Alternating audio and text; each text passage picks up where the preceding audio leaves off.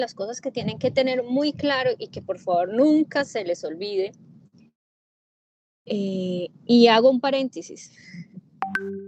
Jóvenes, uno demuestra lo que uno es en la carrera y uno demuestra lo que es cuando uno está trabajando. ¿Por qué se los digo? Porque yo ahorita estoy entrenando una médico que va que va a trabajar conmigo. Yo soy la que hago los entrenamientos. Y yo le pregunto cosas muy sencillas, que son cosas por lo menos que manejan ustedes en cuarto semestre, y la doctora, la excusa que ella me da es que eso no se lo dieron en la universidad. Entonces,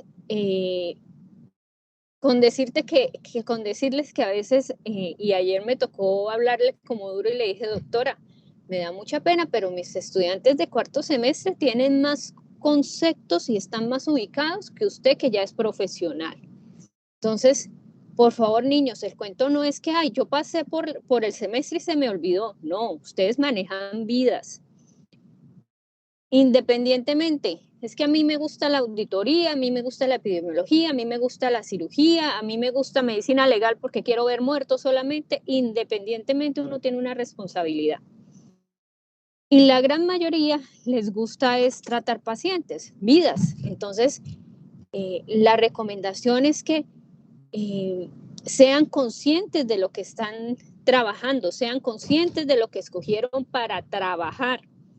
Yo siempre he dicho, y una vez les decía yo en medicina legal, el día que yo me canse de hacer necropsias, porque es que a mí me fascina medicina legal, es porque yo puedo hacer necropsias, el día que yo me canse y que pierda mi esencia por ser necropsias, créanme que ese día yo renuncio a medicina legal.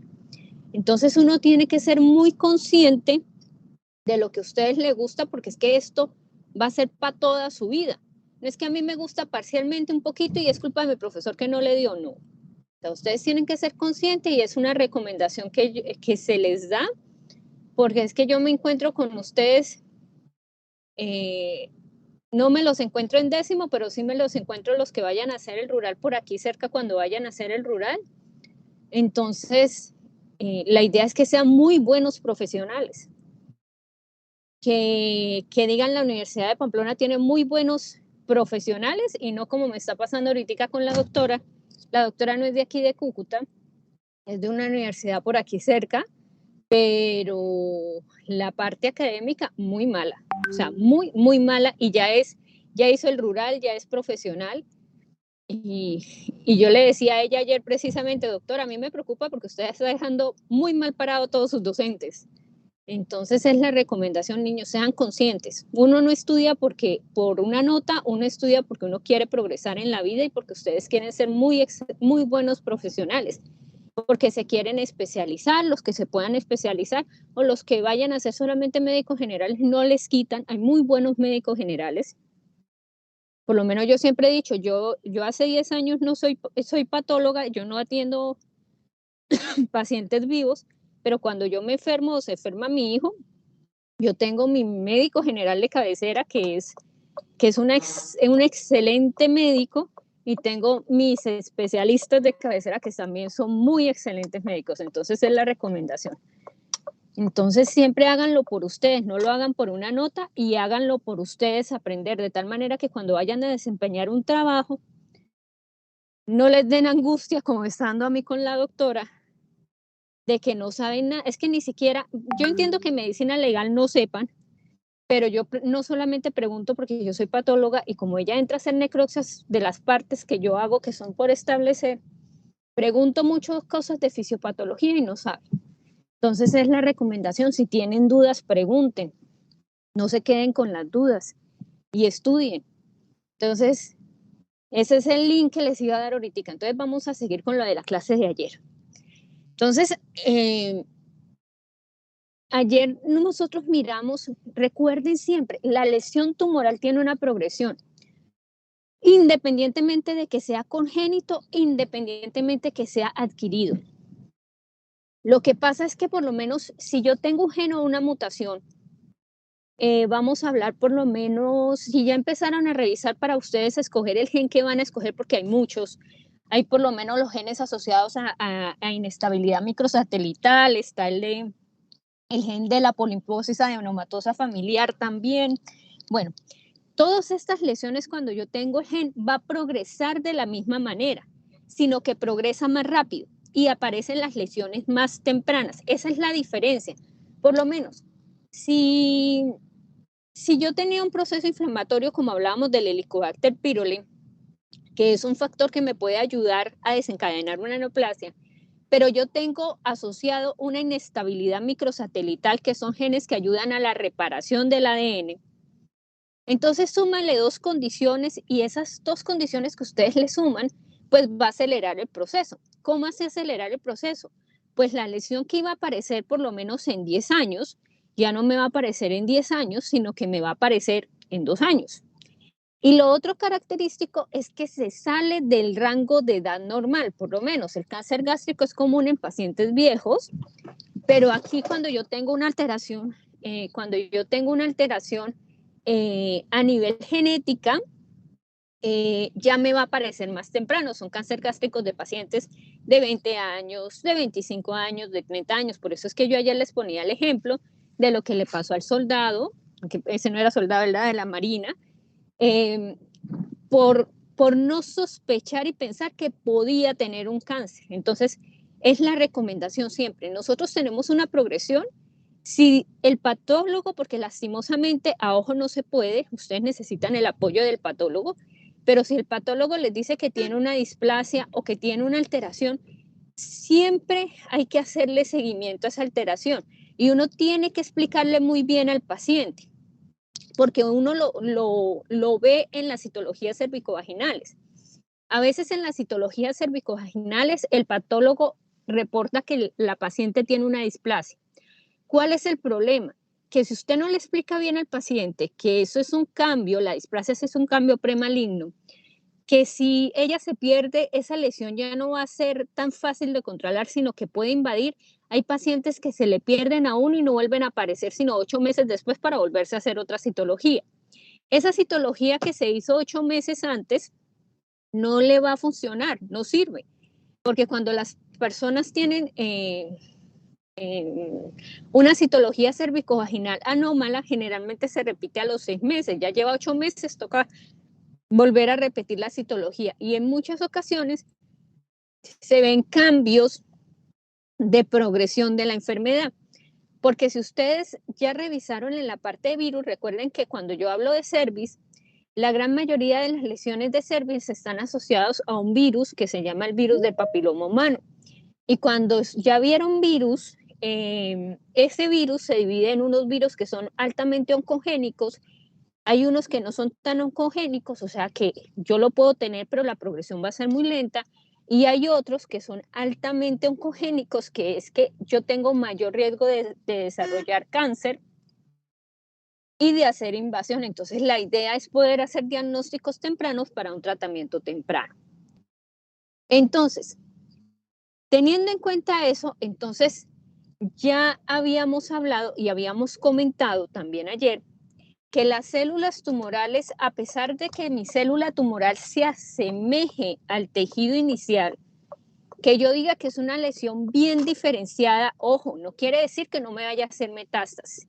Lo que quiere decir es que esa lesión bien diferenciada, la morfología es similar al tejido inicial, van a ser los mismos, va a tratar de tener las mismas funciones,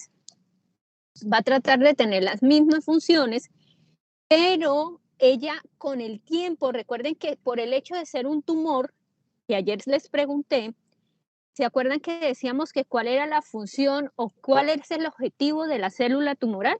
El objetivo de la célula tumoral es dividirse. Entonces, así sea muy bien diferenciado, como el objetivo de ella es dividirse mucho, recuerden que va ganando mutaciones y va a llegar el momento en que ella pueda hacer la parte de invasión y metástasis. Entonces, el hecho de que el patólogo te diga que es bien diferenciado, también hay que retirarlo rapidito. O sea, no dejar uno con el tumor 6 meses para hacer la resección y quitarlo, sino que también hay que retirarlo rápido. ¿Cuál es el factor pronóstico? El factor pronóstico, ¿ustedes qué creen? Cuando yo digo que tiene el paciente un tumor bien diferenciado, a otro paciente que tiene un tumor pobremente diferenciado, ¿ustedes qué creen? ¿Ese factor pronóstico ayuda? Que yo diga que sea bien diferenciado y que otro sea pobremente diferenciado, ¿ayuda en algo o no ayuda en nada? Sí, claro, ayuda porque significa que pues, es menos malo, ¿no? Exactamente, o sea, tienen menos, entre comillas, tienen menos mutaciones, pero no quiere decir que no haga metástasis. Entonces, sí hay que tener mucho cuidado y hay que tener la parte de explicar, porque es que a veces el médico le hace el diagnóstico, le explica al paciente, pero el médico piensa que le explicó al paciente. Y resulta que el paciente no le ha entendido lo que lo que la enfermedad tiene, porque a veces uno le pregunta al paciente y el que tenía, no, nada. Y cuando viene uno y vuelve a interrogar, le dicen, no, uno no tenía un cáncer gástrico. Y yo, ¿cómo así que no tenía nada? O sea, tenía antecedentes, sino que ellos minimizan mucho a veces los antecedentes y ellos en muchas ocasiones no solamente minimizar, a veces en muchas ocasiones ellos no comprenden la enfermedad que tienen y por eso el tratamiento es completamente difícil. Entonces, otra de las cosas características que antes se decía era que los tumores que eran pobremente diferenciados tenían una alta tasa de división celular. Sí, ellos tienen una alta tasa de división celular, pero el problema es que a medida que se van dividiendo, la célula puede entrar en muerte celular. O sea, los tumores, a veces los pobremente diferenciados, tienen mayor cantidad de necrosis y muerte celular. ¿Por qué les ocurre esto? Porque estos tumores o las células empiezan a adquirir tantas mutaciones que a veces llegan a un punto en que adquieren una mutación letal. Y la mutación letal sí va a hacer que entre o en apoptosis o en necrosis, que active el receptor y que sea identificado por el sistema inmunológico y que el sistema inmunológico vaya y ataque la célula. Entonces, es una de las características. Ahora sí voy a tomar el control de esta. Es una de las características importantes, que es que la célula puede entrar en muerte, la célula tumoral, a pesar de que yo les digo que la célula tumoral es una célula que da supervivencia, que es una célula que aprende a vencer los obstáculos que tú le pongas, que es una célula que de acuerdo al medio estresante que tú le pones, ella encuentra la forma de cómo pasarlo para poder hacer todo el proceso de división. Entonces, si alguna de esas mutaciones y alteraciones llega a ser letal, pues la célula sí ya va a entrar definitivamente en lo que es muerte celular y necrosis en el sitio donde ella, ya sea por necrosis o apoptosis, la gran mayoría muere por necrosis y la gran mayoría el daño que ellas adquieren, que es letal, a veces son daños de la membrana, entonces no les permite la recuperación de la membrana y por eso una vez hacen la parte de necrosis celular.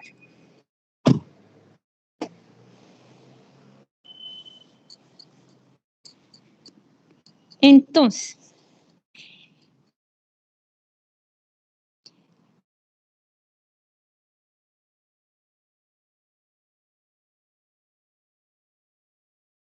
bueno, ayer estábamos en este dibujito. Ay, no. ¿Será que me pueden acomodar la 28? No soy capaz. Bueno, aquí en esta diapositiva, ¿ustedes qué ven? ¿O qué les llama la atención? ¿Cómo me describirían esas células que ustedes ven ahí en esa diapositiva? Para yo poder decir de acuerdo a la descripción que ustedes me dan si es bueno o malo. Entonces, ¿cómo lo describen?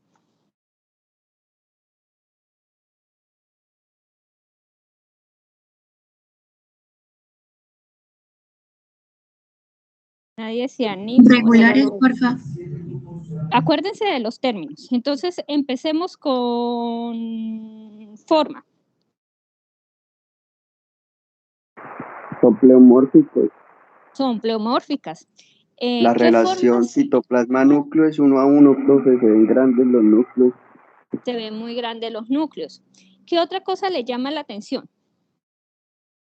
¿Todas son igual de oscuras o hay unas más oscuras y otras más claritas? Con respecto al núcleo, ¿no? Señora. Que los núcleos son hipercromáticos. Sí, señora. Entonces, tenemos que ustedes tienen células que son pleomórficas. Si no me entienden la parte de pleomorfismo, miren bien la gráfica y ustedes encuentran por lo menos. En la parte de abajo ven como una forma de riñón y en la parte de arriba unas fosocelulares y otras las ven como punticos. Entonces eso quiere decir que no son uniformes, por eso uno habla de pleomorfismo. La hipercromasia también pasa lo mismo. Hay núcleos más oscuros, como hay núcleos un poquito más claritos. Y hay algo particular que ustedes ven en toda la mitad de la diapositiva. ¿Qué es lo que ven en toda la mitad de la diapositiva? Miren la mitad que en un núcleo parece como una T. ¿Ustedes qué creen que es eso?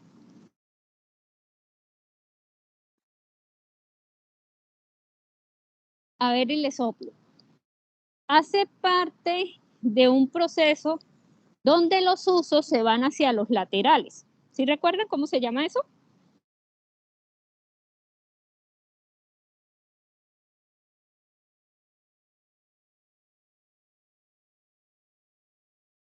Mitosis atípica. La mitosis. Normalmente en la mitosis, ¿cuántos polos tenemos? Dos politos, que son los dos usos que se van en lateral.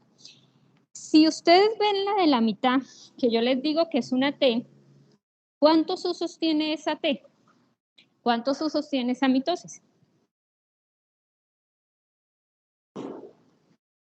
Buenos días. Qué pena. ¿Cuántos usos tiene esa mitosis?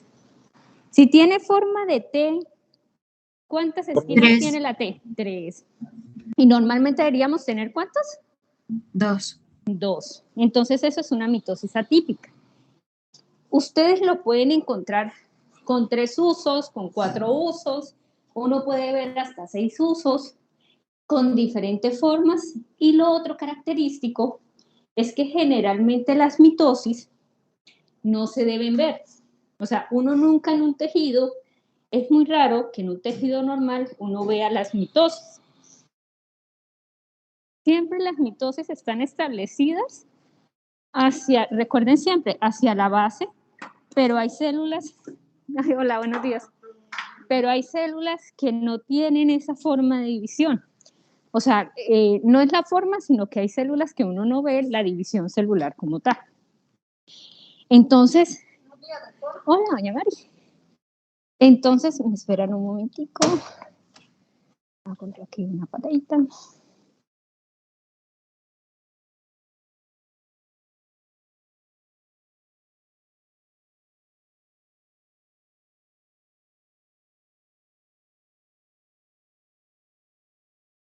Listo. Entonces, cuando yo ya empiezo a ver 3 o 4 polos o 6 polos, ya sabemos que es una mitosis atípica. Entonces, ¿saben qué nos ponen a nosotros a hacer en la gran mayoría de los tumores, por lo menos en cáncer de mama, en los sarcomas? Para yo decir sí que es un sarcoma de bajo grado o un sarcoma de alto grado, nos ponen a contar el número de mitosis. Entonces, si yo veo mucha mitosis o cromatina densa, y eso tiene un porcentaje, entonces, entre menos mitosis vea, ¿es menos malo o es más malo? Por lo menos, si a ustedes les dicen, tienen que evaluar esta lesión tumoral, ¿cierto? Entonces, el grado 1 es que usted ve 2 mitosis, el grado 2 es que usted ve 4 mitosis, y el grado 3 es que usted ve 6 mitosis.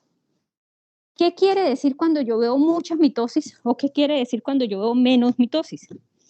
Muchas mitosis, que es anormal. Pero estamos en lesiones tumorales, se supone que todo es anormal. Pero ¿qué quiere decir cuando yo veo, por lo menos, que en un campo veo más mitosis y comparo otro tumor y veo menos mitosis que en otro campo? ¿Qué es lo que quiere decir? Es un poco más Se parecido. está diferenciando más rápido. No tanto de diferenciación. Las mitosis, ¿qué quieren decir normalmente? Señora. Que hay peor pronóstico si uno le ve más mitosis que si le ve poquita. Pero ¿por qué es peor pronóstico? Y porque hay un mayor porque está creciendo más rápido. Exactamente, porque está creciendo más rápido. El hecho de yo decir que tiene más mitosis quiere decir que tiene una rata de crecimiento rápido y si ustedes recuerdan, tiene mayor facilidad de adquirir ciertas alteraciones o más alteraciones para poder, si no ha hecho metástasis, para poder hacer metástasis, para poder invadir, para poder llegar a otros órganos, adquirir otras mutaciones que le permitan sobrevivir en el tejido. Entonces, eso es lo característico, que entre más mitosis yo vea, tiene un factor pronóstico pues, un poquito más malo, pero independientemente los dos son lesiones, o sea, los dos son lesiones tumorales, independientemente. Son malas, independientemente, sino que la tasa de crecimiento o la tasa de yo hacer alteraciones va a ser mucho menor. Hay algo particular, no solamente por la tasa de división, por lo menos, si yo le doy un medicamento a un paciente con cáncer, espérenme y hacemos el dibujito. Me robo una hoja por aquí.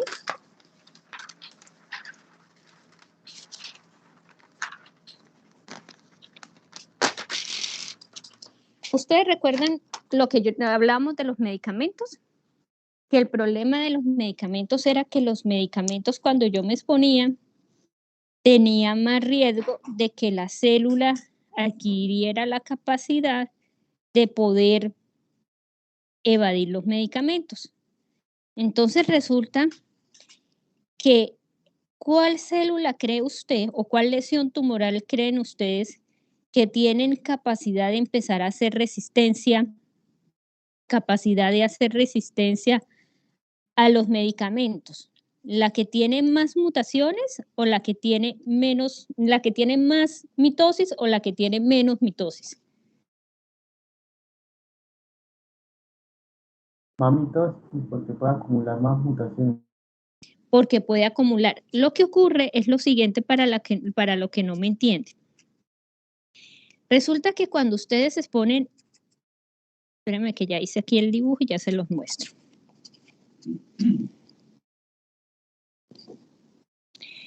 Resulta que cuando uno tiene una lesión tumoral, espérenme ya. Aquí tengo una lesión tumoral que es mala, pero que cuando yo hago el conteo solamente veo 2 mitosis. Aquí tengo una lesión tumoral que también es mala, o sea que es un tumor maligno y tiene 4 mitosis. Y aquí tengo una lesión tumoral que es mala y tiene 6 mitosis. Resulta que esta paciente es una paciente, pongámosle, que tiene cáncer de mama. Resulta que la paciente tiene la misma clasificación. Todas son moderadamente diferenciadas. Les explico una cosa. Cuando nosotros hacemos la clasificación en cáncer de mama, miramos si las células tumorales forman ductos o forman glándulas, ¿cierto? Entonces, si forman bien glándulas, todas forman glándulas, ¿cómo se llama? Bien moderado, pobremente diferenciado.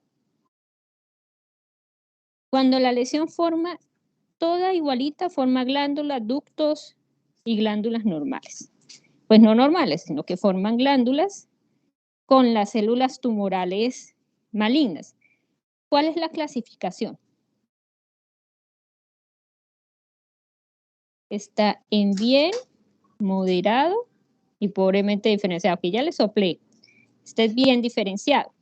Recuerden que en moderadamente diferenciado yo veo ductos y veo después células tumorales que no me forman nada y la proporción tiene que ser 50-50. Y tengo el pobremente diferenciado, que es característico que todo es sólido, que no me forman ductos, las células son todas desordenadas. Bueno, resulta que cojamos una paciente que sea moderadamente diferenciado. Resulta que esa paciente moderadamente diferenciado puede ser una paciente que tenga poquita mitosis o muchas mitosis. Y me da la clasificación de moderadamente diferenciado. ¿Cuál es el problema? El problema radica es que cuando yo le doy el medicamento al paciente, resulta que el medicamento me destruye esta célula, la destruyó, pero las células que me quedan vivas sensan qué es lo que está actuando este medicamento, por lo menos. El medicamento entra y lo que hace es bloquearme, hagamos un ejemplo, la tirosincinasa, me la bloquea. Entonces, esta célula que quedó va a sensar que bloquea la tirosincinasa y como esta célula tiene una tasa de replicación bastante alta porque tiene mitosis atípica y hay muchas mitosis atípicas, lo que hace ella es sensar dónde actuó el medicamento y va a producir una célula hija que sea capaz de bloquear por donde entra el medicamento. Entonces, si me lo bloquea, va a empezar a hacer el paciente con el tiempo lo que ustedes han escuchado, resistencia, que a veces no lo escuchan ustedes como resistencia, sino que le dicen, no, el paciente dejó de funcionarle el medicamento y hay que cambiarle a otro medicamento.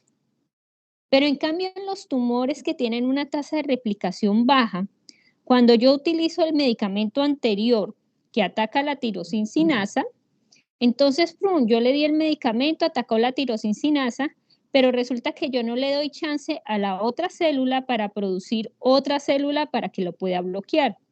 Porque como la tasa de replicación es un poquito más baja, entonces eso le permite que el proceso de adaptación no sea tan rápido, o sea, que no adquiera tan rápido la resistencia.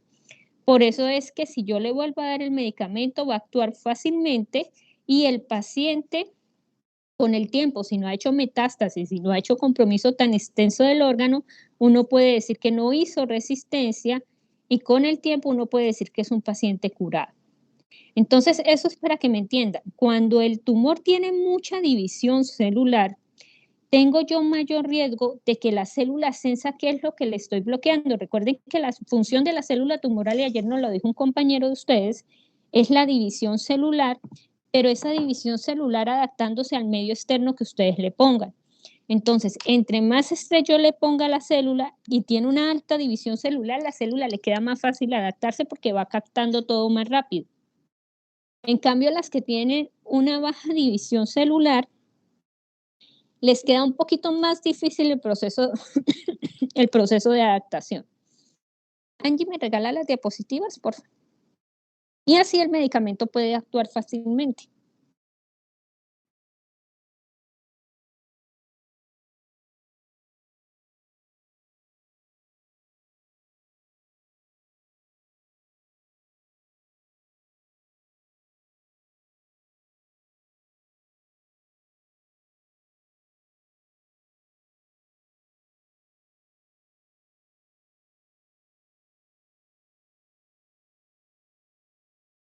Bueno, ya hablamos de las mitosis y la otra característica es la pérdida de la polaridad y recuerden que también pueden aparecer células gigantes como fue la gráfica que yo les presenté.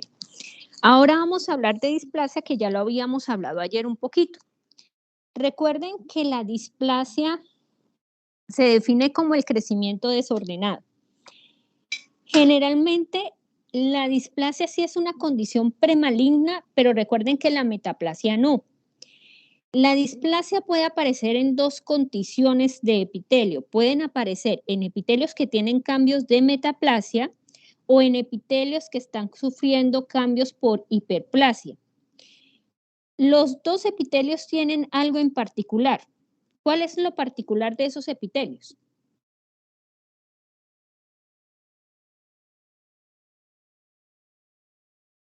¿Qué creen ustedes que es lo particular de los epitelios? Si es un epitelio que está cambiando constantemente para cambiar a metaplasia, supuestamente que es algo que no me va a producir irritación, pero de todas maneras sigue el agente causal o el agresor y me causa erosión del epitelio en ese tejido para el proceso de regeneración. Factor de crecimiento. Factor de crecimiento. Y si hablamos de hiperplasia, hablábamos que la hiperplasia es un exceso de factor de crecimiento. Entonces, si ustedes ven en esos dos contextos, independientemente de que una sea por cambio de pH, factores externos, y que el otro sea por un exceso, independientemente está involucrado el factor de crecimiento. ¿Qué pasa con la displasia? La displasia aparece en un epitelio que tiene metaplasia, no porque la metaplasia sea mala, sino que recuerden que si yo me erosiono, necesito recuperar ese epitelio rápidamente para hacer el proceso de recubrir y proteger el órgano. Pero como tengo que hacerlo más rápido, una de las cosas que ustedes me decían ayer es que entre más rápido yo lo hago, pierdo mis puntos de control. Entonces adquiero o tengo la capacidad de poder adquirir mutaciones que primero me alteren la disposición, o sea que ya no me voy a parar derechita, sino que me voy a ir hacia los lados, choneta, como quieran. Ya me va a cambiar por lo menos la coloración del núcleo, me va a cambiar a veces la relación del núcleo-citoplasma y en algunas ocasiones me puede cambiar hasta la función del epitelio. Ese proceso de displasia o de crecimiento desordenado, uno lo agrupa en dos clasificaciones, de bajo y de alto grado. Por eso aquí abajito yo les ponía que el epitelio generalmente pierde su uniformidad, las células empiezan a verse un poquito más desordenadas con pérdida de la arquitectura.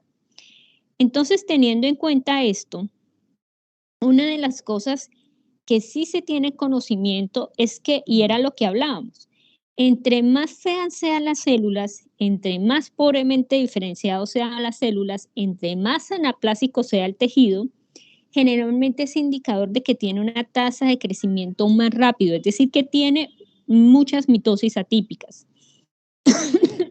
Y por ende pierde su capacidad funcional.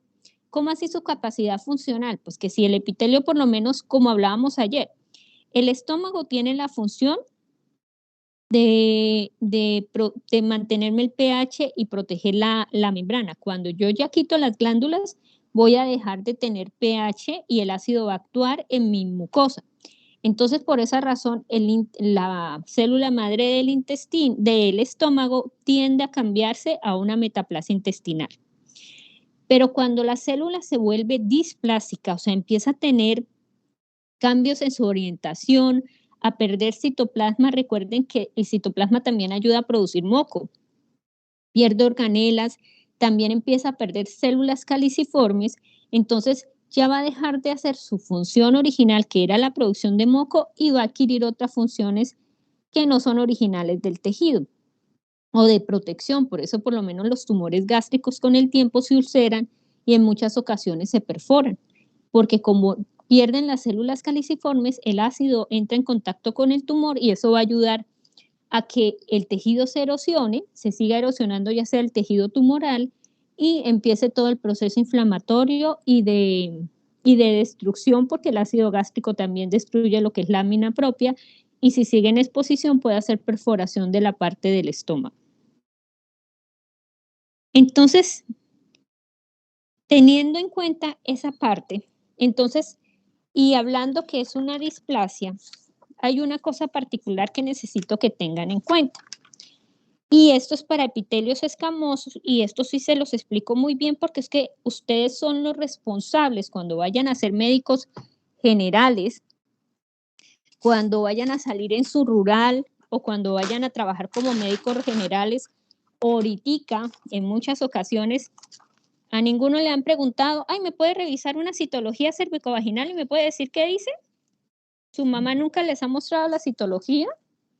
O una tía o un familiar, entonces ustedes se ponen y miran y no entienden nada de lo que están mirando. Entonces la idea es que ustedes entiendan cuando uno hace ciertos diagnósticos en la citología cérvico-vaginal. ¿Ustedes me recuerdan cuál es el epitelio del cervix? Del cervix en general, ¿qué epitelio tiene? ¿O qué epitelios tiene el cervix?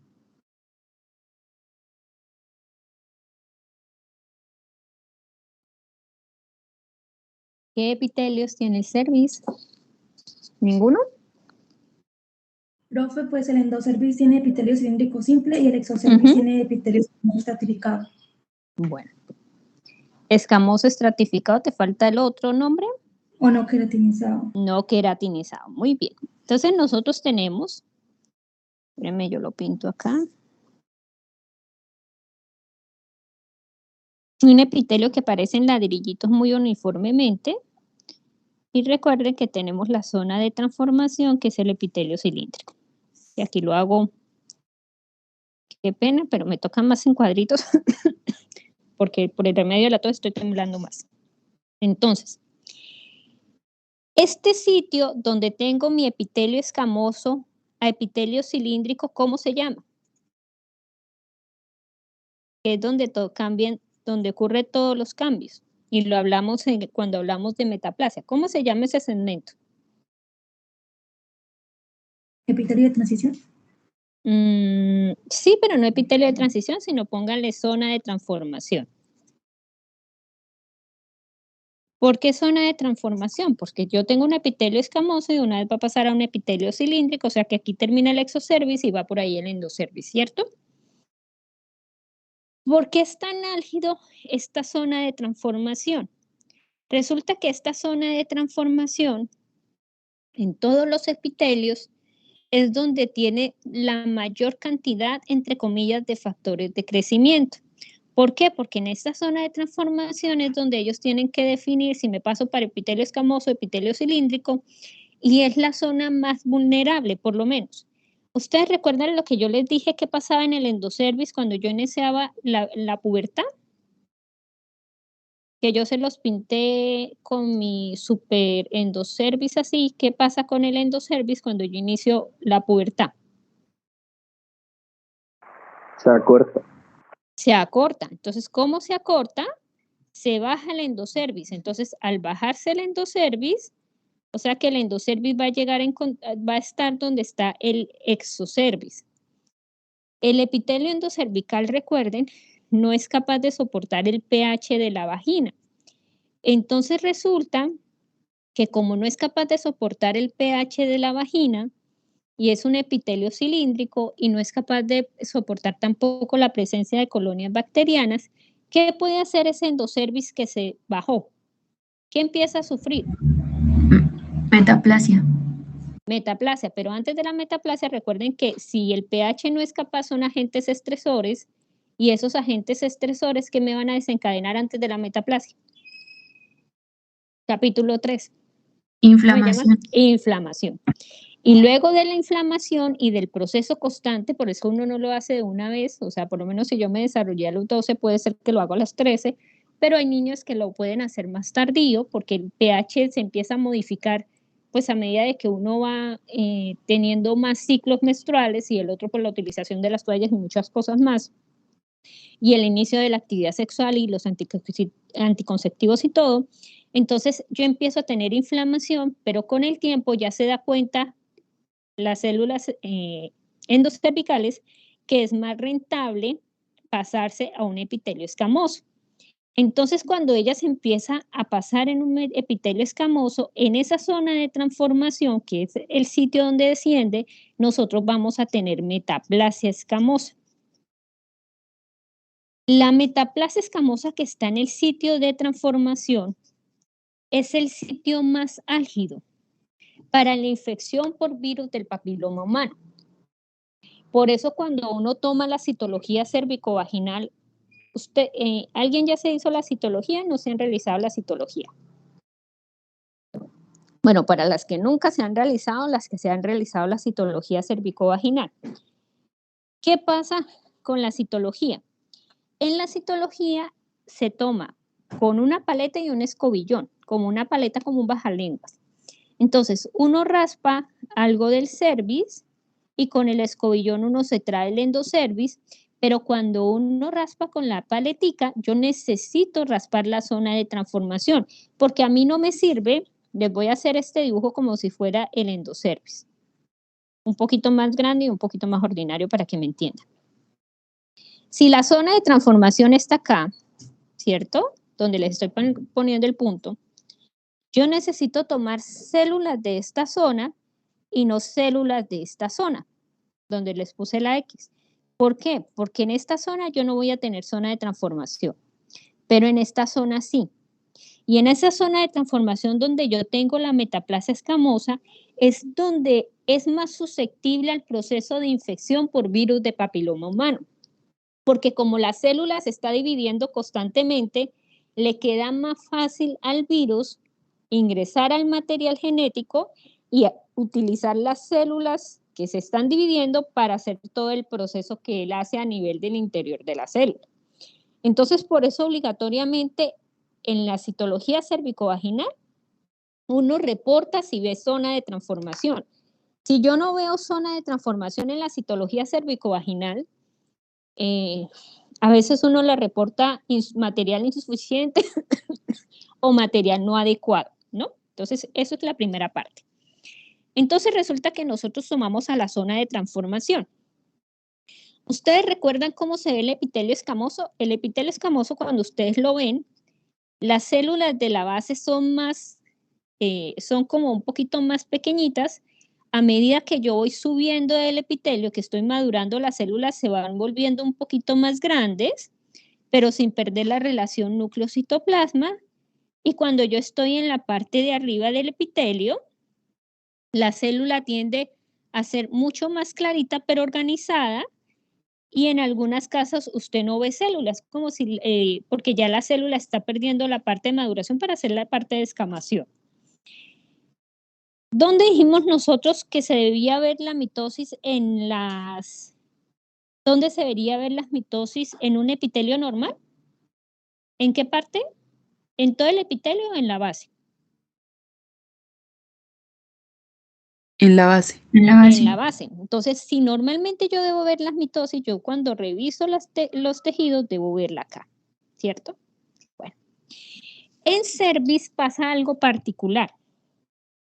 Hace mucho tiempo, las lesiones, y por eso ustedes pueden escucharlo también, en cervix se llamaba NIC. ¿NIC qué significa? NIC es una expresión gringa y es neoplasia intraepitelial cervical, por eso se llamaba NIC, neoplasia intraepitelial cervical. Nosotros tenemos VINE. ¿Ustedes saben qué es VINE? Si esto es neoplasia intraepitelial cervical, VINE es neoplasia intraepitelial vaginal y tenemos NIC, VINE y la otra es VIN. Neoplasia intraepitelial vulvar. Entonces, cuando ustedes vean los términos, recuerden que el IN es intraepitelial y si lleva la palabra va, entonces ustedes ya saben que es a nivel de la vagina, si es solamente la W es vulva y si es C es cervix, ¿no? Entonces, antes de los años 80 le decían al patólogo, bueno, tenemos 3 neoplasias intraepiteliales, esa la vamos a dividir en 1, en 2 y en 3, ¿cierto? Entonces, ¿cómo dividían ellos eso en 1, en 2 o en 3? Pues en 1 son los cambios, entonces le decían al patólogo, bueno, usted para poder dividir eso en 1, 2 y 3, tiene que dividir en el epitelio. ¿En cuántas porciones tienen que dividir en el epitelio? Si yo lo divido en 1, 2 y 3, ¿en cuántas porciones tengo que dividir el epitelio escamoso? 3. ¿Ninguno? En 3 partes. Entonces decía, el 1 es el que compromete la parte de la base y la primera fila de arriba. El 2 es el que compromete los 2/3 del epitelio. Y el 3 es el que compromete todo el espesor del epitelio. O sea, el 1 compromete este pedacito, el 2 compromete este pedacito, o sea, medio pedacito, o sea, hasta aquí. O sea, compromete tanto la parte media como la parte de abajo. Y el 3 compromete todo el espesor del epitelio. Entonces dijeron, bueno, vamos a hacerlo de esa manera. Entonces dijeron, bueno, ¿cómo vamos a determinar qué es una lesión intraepitelial de grado 1? ¿Dónde fue que dijimos que eran las mitosis normales? En la base, ¿cierto? Cuando yo hablo de neoplasias intraepiteliales, es que la célula tiene displasia, es decir, se vuelven hipercromáticas, pleomórficas, más torcidas, más chonetas, y el gran problema radica es que usted empieza a ver mitosis. Pero normalmente, ¿dónde vemos nosotros las mitosis? ¿Dónde se ven normalmente las mitosis en el epitelio escamoso? En la base. En la base. Entonces, decíamos, bueno, pero si yo puedo tener mitosis en la base, ¿cómo voy a decir que es una mitosis atípica y que es una alteración por mitosis atípica? Entonces ahí no frenaron y nos dijeron no. Si ustedes ven, además de mitosis, ven coilocitos, porque es que ustedes ya vieron virología, ¿cierto? Están viendo virología, ¿cierto? Cuando entra un virus a una célula humana, ese virus, ¿qué puede generar? Bueno, además de utilizar su material genético, etcétera, etcétera, ¿qué puede generar ese virus? Que yo no sé si tengo yo aquí mi libro de infectología. Espérame a ver si tengo yo acá mi libro de infectología. ¿Qué puede generar ese virus? ¿No se acuerdan por ahí que les dijeron a ustedes que generan como unas inclusiones? O sea, esas inclusiones, así lo tengo acá. Esas inclusiones.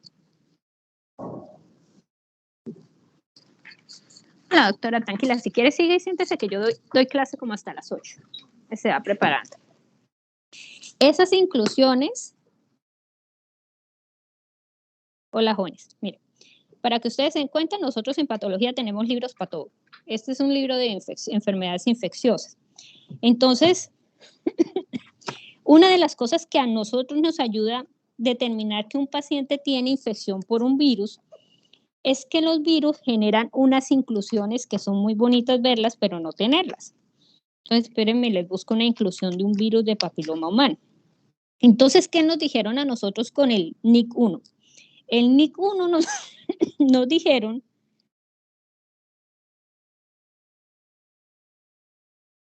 espérenme que estoy buscando aquí.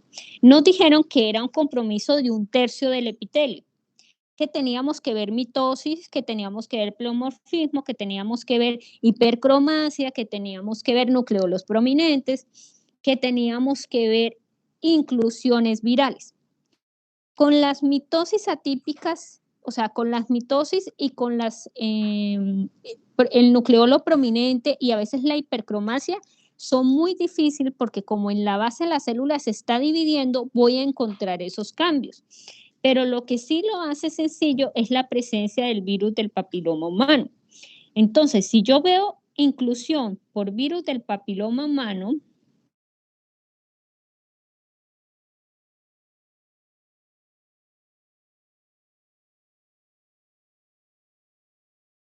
un momentico, no sé por qué aquí en este no está.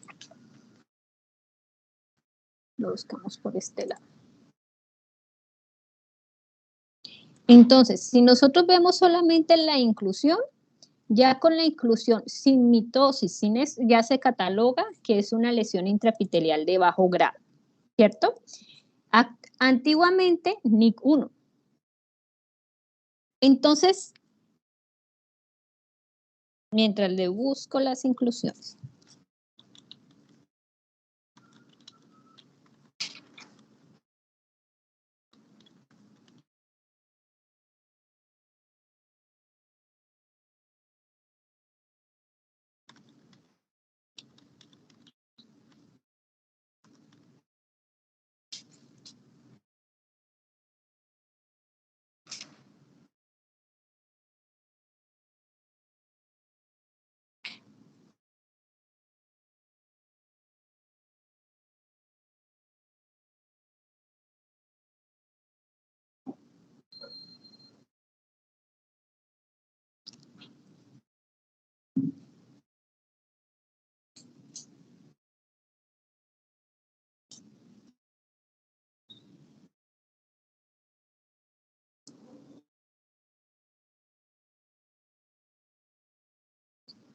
Mire, yo les voy a mostrar una cosita acá. ¿Ven esas células que ustedes ven ahí exactamente montaditas? Bueno, resulta que acá ustedes ven esta célula bien circunscrita, aquí está el núcleo, pero aquí ustedes ven un aro como semiblanco. Eso es lo que nosotros llamamos inclusión. Las inclusiones pueden verse así. Así son más fáciles de ver y hacer uno el diagnóstico. ¿Por qué? Porque ustedes ven como un núcleo irregular. Mire que la relación núcleo-citoplasma está igual, pero lo que cambia es la forma del núcleo, o si ustedes la ven así. Mira que es como si tuvieran 3 núcleos, pero realmente no son 3 núcleos, sino que son inclusiones. Mire que el núcleo verdadero tiene el nucleolo acá, pero las otras son inclusiones, y mire la inclusión aquí en la parte central, mire la inclusión aquí en el citoplasma, pero mire cómo es de irregular el núcleo. Teniendo en cuenta eso, espérenme, les busco una inclusión bien bonita. Que se vea bien bonita. Aquí está. No se ve tan bonita. Ah, ya. Miren este epitelio escamoso. Ustedes recuerdan cómo se veía el epitelio escamoso, que ustedes lo ven como ladrillito, ¿cierto? ¿Qué características ven ustedes en esta célula? Se las voy a poner, espérenme un momento. Esta célula de acá. ¿Cómo la ven?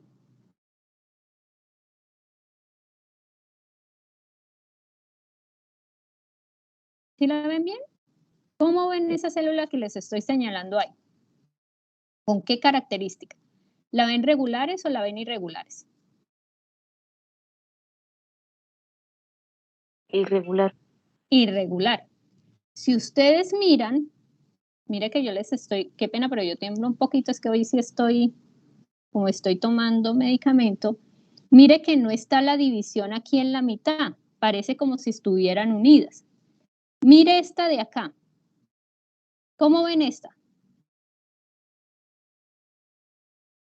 ¿Más oscurita o más clarita? Más irregular. Miren esta de aquí abajo.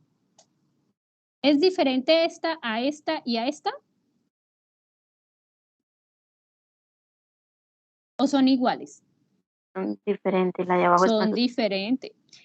Miren por lo menos esta. ¿Esta qué se les parece a ustedes? Tiene como un hundimiento aquí en la parte interna. ¿Parece un riñón o no les parece un riñón? Parece un riñón. Un riñoncito, y mire que la de al lado está más. Todos esos cambios que ustedes ven ahí, que no ven mitosis, todo eso es lo que nosotros llamamos pseudoinclusión por virus del papiloma humano.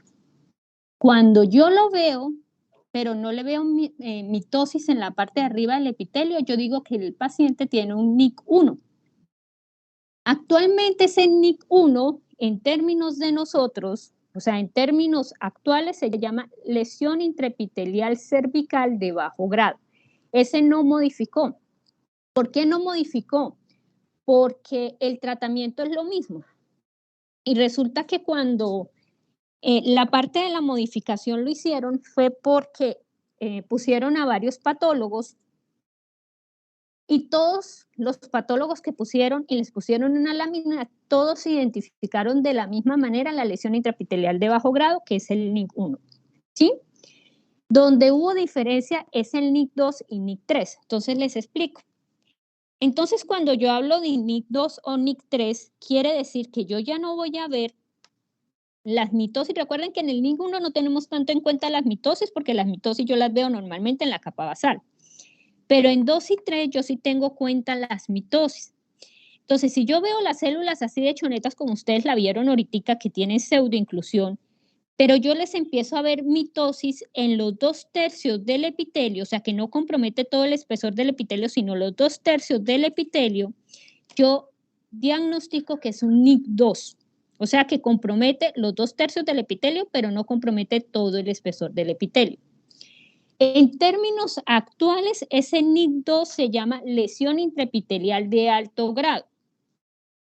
Cuando yo veo que todo el espesor del epitelio tiene mitosis atípicas, o sea que las mitosis van hasta arriba a la base donde supuestamente no deberían existir nunca, entonces yo ahí ya estoy diciendo que tiene una lesión intraepitelial que compromete todo el espesor del epitelio. Si compromete todo el espesor del epitelio, ¿cómo se llama? Que yo ayer les estaba diciendo, eso se llama alias ¿qué? Cuando compromete todo el espesor del epitelio. ¿Alias qué? Vamos a preguntar para calificar. ¿Cómo se llama? No ha roto la membrana basal. ¿Cómo es que se llama? Displasia de bajo grado. No, señor. Cáncer No, in porque es situ. carcinoma in situ. Muy bien. Entonces, si compromete todo el espesor, el NIC3 es un carcinoma in situ. ¿Por qué Profe. los cambiaron, señor? Profe, respecto a lo que acaba de decir, es que tú dijiste que no había todavía infiltrado la membrana basal y tengo en cuenta Por que la eso, displasia de alto grado sí rompe la membrana basal. no, señor, nunca. La displasia de alto grado compromete todo el espesor del epitelio y nunca rompe la membrana basal. Por eso es que ese se llama carcinoma in situ, alias, mal llamado, alias carcinoma in situ. Entonces, si rompe la membrana basal, ¿cómo se llama? Eso también lo vimos ayer. Lesión Si rompe, infiltrante. infiltrante. Entonces, si rompe la membrana basal es una lesión infiltrante. Si es confinado solamente al epitelio, es lo que nosotros llamamos displasias o lesiones intraepiteliales de bajo grado y de alto grado. ¿Sí me entendiste el que me hizo la pregunta? Que no mire quién me habló, si es Samuel. Sí, No. profe. Edgar.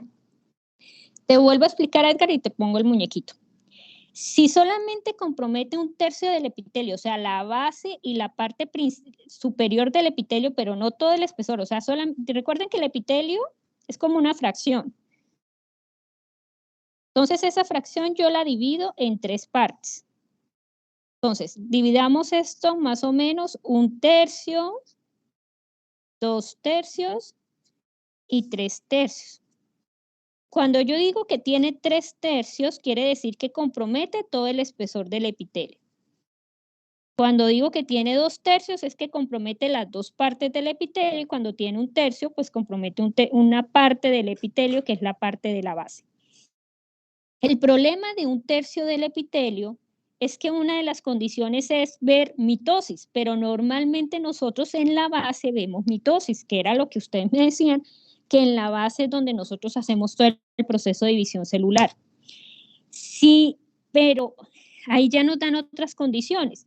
Si yo veo que la célula tiene pleomorfismo, hipercromasia y pseudoinclusiones virales por papiloma humano, entonces yo digo que es 1/3 y lo otro, o sea, de lo que está de aquí, lo que está de aquí para arriba, tiene adecuada maduración. O sea, yo no veo ni mitosis, ni veo anaplasia, ni veo pleomorfismo. Por eso es que se llama lesión intraepitelial de bajo grado o NIC1. Pero si las mitosis atípicas las empiezo a ver por encima de 1/3, que compromete los 2/3 del epitelio con los coilocitos y con la presencia de pleomorfismo, hipercromasia, todo lo que hablamos que me indica que está pasando algo raro en el epitelio, yo ya voy a hablar de que el paciente tiene un NIC2, pero ahorita actualmente la clasificación dice que el 2 y el 3 son lesiones intraepiteliales de alto grado. ¿Por qué lo clasificaron así? ¿Y por qué el Bethesda lo clasificó así? Porque cuando les contaba que cuando le pusieron las láminas a varios patólogos, todos coincidieron con el NIC3, pero cuando les pusieron diferentes lesiones de 2 a 3, hubo mucha discrepancia. Para unos el 2 era el 3, el otro el 3 era el 2, y como no había tanta discrepancia, llegaron a la conclusión de que si yo lo agrupaba en 2 o 3, independientemente, recibían los ginecólogos, tenían que hacer el mismo tratamiento, que era quitar el cervix, que es hacer cono o quitar el útero. Entonces, por eso se decidió agrupar esto en lesión intraepitelial de alto grado. Pero cuando yo reporto un 3, yo digo que es una lesión intraepitelial de alto grado, rayita carcinoma in situ. ¿Por qué? Porque si el médico es un poquito confiado, de pronto va a pensar que yo le estoy diciendo que tiene 2/3 del epitelio y el paciente no tiene alteración de los 2/3, tiene alteración de todo el espesor del epitelio. Y eso quiere decir que en algún momento alguna mitosis atípica que vaya a tener el epitelio puede hacer que empiece a romper la membrana basal y empezarme a infiltrar el tejido. Por eso es que 2 y 3 se tratan de la misma manera, sobre todo porque es que a veces a los pacientes se le pierden a uno. ¿Sí les quedó un poquito más claro?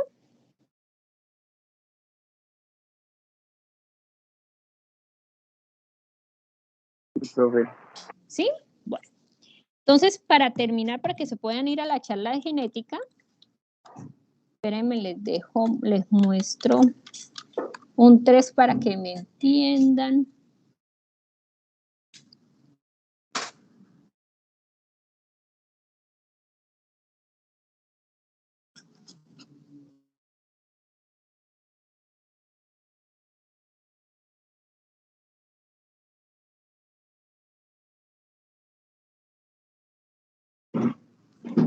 Mira, aquí ustedes ven una progresión. Mire por lo menos la primera gráfica. La primera gráfica es un epitelio escamoso normal. Si ustedes lo ven como ladrillitos, tiene su glucógeno y la relación núcleo-citoplasma está igualito. Después la segunda es un epitelio que si ustedes ven la primera con respecto a la segunda, ahí se los amplía un poquito, ahí en esa parte. ¿Qué ocurre? Generalmente esto ya nosotros vamos a tener un cambio, mire lo que dice en la parte de arriba, es una hiperplasia. Entonces vamos a tener algo de ligera como pérdida de la polaridad, pero no pérdida de la polaridad completa. Y empiezo a tener algo de pérdida de la relación, pero no es que yo tenga pérdida de la relación, sino que recuerden que si el epitelio está en hiperplasia, estoy haciendo división celular. Mire por lo menos la diferencia con displasia. ¿Qué ven con esas dos gráficas? ¿Qué ven con la que yo veo a mano derecha y lo que ustedes ven a mano izquierda? La que dice displasia, ahí les pongo, ¿cómo se ve? ¿Más ordenado o menos ordenado el epitelio? Menos ordenado. Menos ordenado. ¿Se ve más oscurito las células? Sí, se ve más oscuro. Se ve más oscuro. Entonces, mire que solamente mirando desde lejos, así nos pasa a los patólogos, cuando miramos en un aumento de 4X, de entrada ya uno se da cuenta que el epitelio está desordenado, que no se ve organizadito. Y la otra, pues es cuando yo ya tengo cáncer, mira que ya me hace paticas, rompió la membrana basal, entonces mire que me hace paticas y me infiltra el estroma. Entonces, eso es para que ustedes miren la progresión. La progresión es que ustedes pierden esa capacidad de polaridad. Esa capacidad de polaridad se pierde. Entonces, al perderse esa polaridad, se va a ganar todo el proceso. Mire por lo menos este ejemplo. Este también es un epitelio normal. Ustedes lo pasan acá. Aquí ya empiezan a ver algo de coilocitos. Entonces, como yo veo coilocitos, ¿cómo se llama? Solamente coilocitos sin mitosis, una lesión de bajo grado. Aquí en este lado, mire que las células, con este y este, mire cómo se ve diferente el epitelio. Se ve más oscuro, las células más apiñadas, más desordenadas. Y si yo empiezo a ver mitosis en los 2 tercios o en los 3 tercios, ya se llama una lesión de alto grado. Y aquí, miren cómo se ve ese desorden, más apiñadas en la parte de arriba. Y mire aquí que ya compromete todo el espesor. Entonces, si ustedes se dan cuenta, esa es la progresión. Y a medida que ustedes van viendo, la progresión como tal es la presencia de los coilocitos. Mire, por lo menos aquí ustedes tienen cómo ocurre el ciclo del virus del papiloma humano en el cervix y por eso es que le gusta hacer cambios citopáticos. Entonces, ahí ustedes lo tienen. Por eso es que nosotros vemos los coilocitos. Y los cambios nucleares. Mire que donde está la infección, que es en la mitad, aquí, la célula se ve diferente a las células laterales que no tienen el proceso de infección por virus del papiloma humano. Lo dejamos hasta acá y el lunes continuamos. Entonces, no sé si tengan preguntas. Si tienen alguna pregunta, entonces la hacen y la contestamos el lunes y volvemos a revisar el tema. Bueno, jóvenes, que les vaya muy bien en el simposio de genética. Hasta luego, profe. Bueno, entonces hablamos. Bueno, se cuidan. Chao, chao.